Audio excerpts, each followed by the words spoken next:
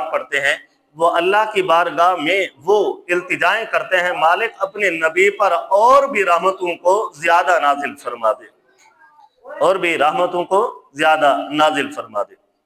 اب اس آیت کریمہ کے ضمن میں اگر ہم درود ابراہیمی بھی دیکھ لیں کہ ہم بھی تو اپنے رب سے یہ التجائیں کرتے ہیں کہ اللہم صلی علی محمد، کہ اللہ نے فرمایا یصلون علی النبی، میں بھی درود و سلام پڑھتا ہوں، میرے فرشتے بھی پڑھتے ہیں، یا ایھا الذین آمنو، اے ایمان والو تم بھی درود و سلام پڑھو۔ جب ہم پڑھنے کا وقت آتا ہے تو ہم کہتے ہیں اللہم صلی علی محمد، اے اللہ اپنے محمد پر درود و سلام کے نذرانے نچھاور فرما دے۔ اب یہاں پر ایک باریک سا نقطہ ہے کہ اللہ فرماتا ہے یا ایھا الذین آمنو صلو، اے ایمان والو تم بھی درود و سلام پڑھو، اور ہم جب درود پڑھتے ہیں تو ہم کہتے ہیں اللہم صلی، جب بھی ہم شروع کرنا ہوتا ہے تو اللہ کا نام پہلے لے کر آتے ہیں۔ اس کی کیا وجہ ہے؟ مفسرین کرام لکھتے ہیں اصل میں بات یہ ہے کہ ہماری تو وہ طاقت نہیں کہ اپنے نبی پر یا اپنے نبی کے درجات کو بلندی کر سکے، ہم تو اپنے نبی کے امتی ہیں۔ اب ہمیں ایسی بارگاہ میں التجائیں کرنی پڑے گی جو ہمارے نبی سے اعلیٰ اور عرفہ ہو، تو ہمارے نبی سے اعلیٰ اور عرفہ ذات میرے رب کی ہے، اس لیے ہم جب درود پاک پڑھتے ہیں تو کہتے ہیں اللہم صلی علی محمد، اے اللہ تو اپنے نبی پر درود و سلام بھیج، اس طرح بھیج جس طرح ہمارے نبی کی شان کے لائق ہوتا ہے۔ تو اللہ نے تو اگر ہم قرآن پاک پڑھ کر دیکھ لیں تو یا ایھا الذین آمنو فرمایا ہے، اور یہاں پر آمنو میں وہ ایمان والوں کا ذکر ہوگا۔ ہر شخص کے ذمے میں میرے اللہ نے نہیں فرمایا کہ میرے نبی پر درود و سلام پڑھتے رہو، ہر شخص کے ذمے نہیں لگایا۔ وہ چیزیں ایسی ہوتی ہیں جو خاص ہوا کرتی ہیں۔ جب ہم ایک مثال کے طور پر اگر شادی کرنی ہو تو ہر ایرے غیرے کو نہیں بلاتے، کوئی خاص لوگوں کو ہی دعوت دیا کرتے ہیں، لیکن کبھی ایسی محفلیں بھی سجاتے ہیں جہاں پر ہر بندے کو ہم دعوت دیا کرتے ہیں۔ تو میرے رب نے جب اپنی وحدانیت کا جہاں پر بھی اقرار کیا تو یا عبادت کا ذکر فرمایا، وہاں پر لفظ لوگوں کا استعمال فرمایا کہ تمام لوگوں کو میری وحدانیت کا پیغام پہنچا دیا جائے۔ لیکن جب درود پاک کی باری آئی تو میرے رب نے فرمایا یا ایھا الذین آمنو، درود میرے نبی پر، سلام میرے نبی پر وہ پڑھا کریں گے جن کے سینے کے اندر ایمان بھی موجود ہوا کرے گا۔ جن کے اندر ایمان نہیں ہوگا تو کیا وہ درود پاک پڑھ سکیں گے؟ کیا وہ سلام کے نذرانے پیش کر سکیں گے؟ کبھی بھی نہیں، کیونکہ میرے رب کا فرمان ہے اور ہمیں اپنے رب کے فرمان پر یقین ہے کہ درود و سلام ہم میں سے وہ پڑھا کرتا ہے جن کے سینے کے اندر ایمان موجود ہوا کرتا ہے۔ اب درود و سلام کی فضیلت کے موضوع پر ہے تو اگر ہم یہاں پہ وسلموا، صلو علیہ وسلموا تسلیما، صلو سل سے بنا ہے، سل کا معنی ہوتا ہے درود، اور وسلموا تسلیما، سلموا سلام سے بنا ہوا ہوتا ہے، تو درود اسے کہا کرتے ہیں جو ہم نماز میں بیٹھ کر درود ابراہیمی پڑھتے ہیں، اس کو درود پاک کہا کرتے ہیں۔ اور جو ہم درود و سلام ہوتا ہے، جو سلام کا نذرانہ پیش کرتے ہیں آذان سے پہلے جو ہم پڑھتے ہیں اس کو سلام کہا جاتا ہے، جو جمعے والے دن ہم پڑھتے ہیں وہ بھی سلام ہوتا ہے۔ تو ہم میں سے سلام وہ پڑھا کرتا ہے جن کے سینے کے اندر ایمان موجود ہوا کرتا ہے۔ اب یہ دونوں چیزیں اللہ رب العزت نے اکٹھے ارشاد فرما دی، صلو علیہ وسلموا تسلیما۔ اگر یوں ہوتا کہ صلو کسی اور آیت میں ہوتا، وسلموا تسلیما کسی اور آیت میں ہوتا، تو پھر اعتراض بن سکتا تھا کہ میرے رب نے محبوب کو پر درود پڑھا ہے، سلام نہیں پڑھا۔ لیکن یہاں پر میرے رب نے واضح انداز سے بیان فرما دیا کہ میں جب ایمان والو، جب میں اللہ ہو کر یا میرے فرشتے ہو کر یصلون علی النبی، جب اپنے نبی پر درود پڑھتے ہیں تو ایمان والو تمہیں میں یہ حکم دیتا ہوں، تم نے صرف درود پر کفایت نہیں کرنا، صرف درود کو کافی نہیں سمجھنا، بلکہ میرے محبوب پر ساتھ میں سلام کے نذرانے بھی پیش کیا کرنے ہیں۔ اب اس آیت کریمہ میں میرے رب نے کوئی قید نہیں لگا دی کہ جیسے ہم ماہ رمضان کے روزے رکھتے ہیں تو قید ہے کہ ماہ رمضان کا مہینہ آئے گا تو ہم نے روزے رکھنے ہیں، نماز کا وقت ہے تو قید ہے، جمعے کا وقت ہوگا تو ہم جمعہ پڑھیں گے، کوئی 10 بجے تو ہم جمعہ شروع ہی نہیں کر سکتے کیونکہ وہ تو وقت ہی نہیں ہے۔ اب اسی طرح حج کا موسم ہوگا، حج جن پر فرض ہوگا تو ان دنوں میں ہی حج کرے گا، تو کوئی ایسا بندہ تو نہیں ہوگا کہ جو ربیع الاول میں حج کرنے پہنچ جائے، اسے تو بے وقوف سمجھا جائے گا۔ اب اس آیت کریمہ میں اگر یوں سمجھیے کہ ہر چیز میں جہاں پر میرے رب نے کوئی قید لگائی ہو تو اس قید پر عمل کرنا ہمارے اوپر ضروری ہوتا ہے۔ ماہ رمضان کے روزے ہم محرم میں نہیں رکھ سکتے، میرے رب نے قید لگائی ہے کہ رمضان کے روزے ہی فرض ہیں، محرم کے روزے، سفر کے روزے، ربیع الاول کے روزے، رجب کے روزے، شعبان کے روزے میرے رب نے فرض نہیں کیے۔ اب یہاں پر اللہ رب العزت نے جب درود و سلام کی بات کی ہے تو قید نہیں لگائی کہ صبح پڑھنا ہے یا شام کو پڑھنا ہے یا رات کو پڑھنا ہے یا دن کو پڑھنا ہے یا اذان سے پہلے پڑھنا ہے یا اذان کے بعد پڑھنا ہے۔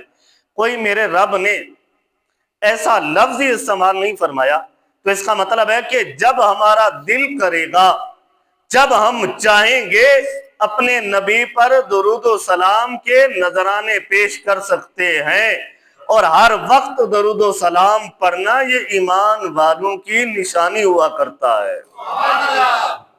ایمان والوں کی، بلند آواز سے کہہ دیں، ایمان والوں کی۔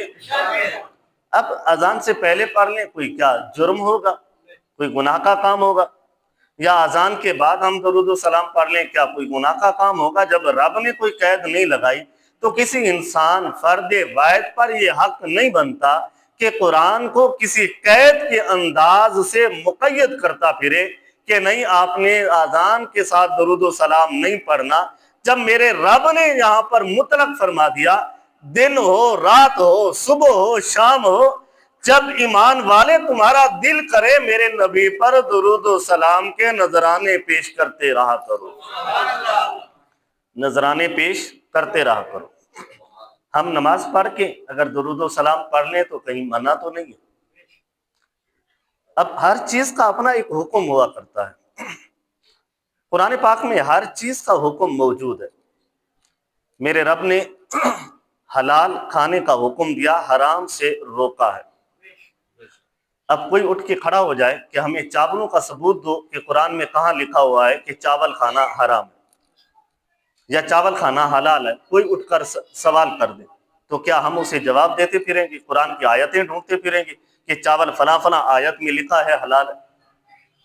ہمیشہ جو اصول ہوتا ہے وہ یہ ہوتا ہے کہ ہم تو سمجھتے ہیں کہ جن چیزوں کے بارے میں میرے رب نے حرام قرار دیا ان کو واضح انداز سے بیان فرما دیا ہے، اور جن کے بارے میں میرے رب نے واضح انداز سے نہیں فرمایا ان کے حلال کے بارے میں حکم فرما دیا، تو وہ چیزیں ہر حال میں حلال ہوا کرتی ہیں۔ اب کوئی ایسا بندہ کھڑا ہو جائے جو سوال کرے کہ بتاؤ ہم چاول کھاتے ہیں، ہم بریانی کھاتے ہیں، تو بتاؤ اس کا ثبوت قرآن اور حدیث میں کہاں ہے؟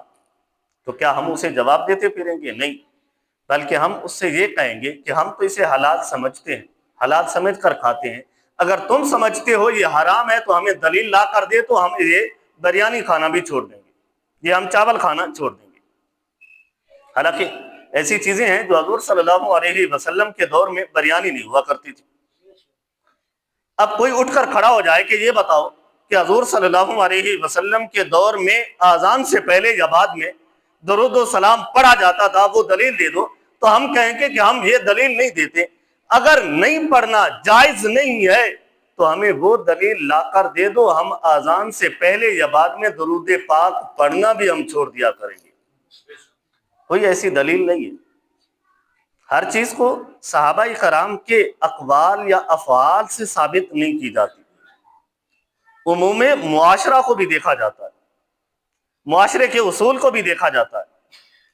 اور جب حضور صلی اللہ علیہ وسلم کا دور اقدس تھا، صحابہ کرام تھے، تو اس طرح کے بد عقیدہ لوگ بھی تو نہیں تھے جو درود و سلام پڑھنے سے روکنے والے ہوں۔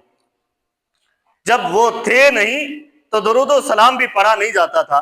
جب زمانہ بدلتا گیا، لوگوں کے اندر منافقت آتی گئی، عشق مصطفیٰ سینوں سے نکلتا گیا اور کفر کے یلغار ہمارے سینوں کے اندر پیوست ہوتی گئی، تو پھر ہم نے یہ لازمی سمجھا کہ جب اذان دینی ہو تو اذان کے ساتھ اپنے نبی پر درود و سلام پڑھنا بھی ضروری سمجھ لیا۔ اس دور میں کیا پتنگ اڑائے جاتے تھے؟ اس دور میں کیا 23 مارچ کو یوم پاکستان یا دفاع پاکستان منایا جاتا تھا؟ یا 14 اگست کو آزادی پاکستان منایا جاتا تھا؟ اب کوئی دلیل لے کہ میں آزاد پاکستان منانے کا قائل نہیں ہوں، 14 اگست کا میں قائل نہیں ہوں، کیونکہ اگر یہ صحیح ہوتا تو میرے نبی نے منایا ہوتا یا میرے اصحاب نے منایا ہوتا۔ جب یہ اس دور میں تھا ہی نہیں تو پھر یہ ثبوت ہم کہاں سے لا کر رکھیں گے؟ ہر چیز کا اپنا ثبوت ہوتا ہے، اپنی دلیل ہوتی ہے۔ ایسے تو نہیں کہ کوئی بندہ کہے کہ بریانی صحابہ نے نہیں کھائی تھی تو آپ کیوں کھا رہے ہیں؟ تو دلیل تو کسی صحابی نے بریانی کھانی ہے تو پھر ہم بھی کھایا کریں گے۔ تو صحابہ کے دور میں بریانی کیسے بنتی؟ وہاں تو روٹی کے بھی لالے پڑے ہوئے ہوتے، روٹی بھی آسانی سے میسر نہیں ہوتی تھی، اور صحابہ کرام ایک کھجور لے کر تقریباً 4 5 آدمی ایک کھجور سے غدارہ کیا کرتے تھے۔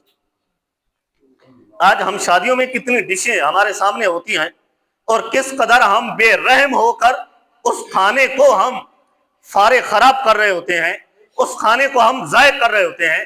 تو اگر کوئی ثبوت مانگے کہ بتاؤ میرے نبی نے بریانی کھائی تھی یا میرے اصحاب نے بریانی کھائی تھی، تو ہم کہاں سے یہ دلیل لائیں؟ کوئی بھی نہیں، کیونکہ ہر دلیل کا اپنا ایک اسلوب ہوتا ہے۔ ہر چیز کے بارے میں دلیل نہیں دی جاتی، کبھی ان سے بھی دلیل لی جاتی ہے کہ بتاؤ اگر میرے نبی نے بریانی نہیں کھائی تو کھانا حرام ہے، اگر حرام ہے تو تم نے کبھی پھر بریانی کھاتے ہوئے نظر نہیں آنا چاہیے۔ تو اسی طرح سے ہم درود و سلام پڑھتے ہیں، نماز کے بعد سلام پھیرنے کے بعد ذکر و اذکار کرتے ہیں، تو ہم اذان دیتے ہوئے پہلے یا اذان کے بعد ہم درود و سلام کے نذرانے پیش کرتے ہیں۔ تو ہم یہ بتانا چاہتے ہیں کہ صرف درود و سلام پڑھنا ہر بندے پر جائز نہیں ہے۔ تو میرے رب نے جب یا ایھا الذین آمنو کہا ہے تو ہم ایمان والے ہیں، تو اپنے نبی پر درود و سلام کے نذرانے پیش کیا کرتے ہیں۔ ہم ایمان والے ہیں تو رب نے ایمان والوں کا ذکر فرمایا، کسی غیر کا ذکر نہیں فرمایا۔ اب یہاں پر اللہ رب العزت نے یصلون علی النبی فرمایا۔ نبی اور رسول میں بڑا فرق ہوتا ہے۔ نبی جو ہوتا ہے وہ کبھی رسول نہیں ہوا کرتا، جو رسول ہوتا ہے وہ نبی بھی ہوا کرتا ہے۔ یہ ایک درجے ہوتے ہیں۔ تو اللہ رب العزت نے ہمارے نبی کو نبی بھی بنا کر بھیجا ہے، اور اللہ نے ہمارے نبی کو رسول بھی بنا کر بھیجا ہے۔ تو یہاں پر اللہ رب العزت نے ایک چھوٹے سے درجے کو بیان کر کے بتا دیا کہ اللہ رب العزت کی بارگاہ میں میرے نبی کا مقام کیا ہے اور ہمارے لیے اپنے نبی کا مقام کیا ہے۔ اللہ وہ تو رب ہے، اور حضور صلی اللہ علیہ وسلم اللہ کے بندے ہیں، اللہ کے پیغمبر ہیں، اللہ کے نبی ہیں، اللہ کے رسول ہیں۔ تو اللہ چاہے اپنے نبی کے لیے جو بھی لفظ استعمال کر سکتا ہے، لیکن ایمان والوں کو یہ جائز نہیں ہے اپنے نبی کے لیے کوئی ہلکے سے ہلکا لفظ بھی استعمال کرتا ہوا نظر آئے۔ وہ رب ہے، نبی اس کا پیغمبر ہے، بندہ ہے۔ اللہ اپنے نبی کے لیے جیسے الفاظ چاہے جس طرح سے چاہے استعمال کر سکتا ہے، لیکن کسی بندہ مومن پر یہ لازم نہیں کہ وہ بھی اپنے نبی کے لیے اسی طرح سے الفاظ استعمال کرے جس طرح میرا رب میرے نبی کے لیے استعمال کرتا ہے۔ تو ایمان والوں کے لیے یہ لازم ہوگا جب بھی ذکر کریں گے اپنے نبی کا تو ادب و احترام سے کریں گے۔ اس وجہ سے ہم بھی جب اپنے نبی کا ذکر کرتے ہیں تو ہمارے سینوں کے اندر ادب بھی ہوتا ہے اور احترام بھی موجود ہوا کرتا ہے۔ ادب اور احترام سب سے اعلیٰ طریقہ ہے ایمان والوں کا۔ تو دعا ہے کہ اللہ رب العزت ہم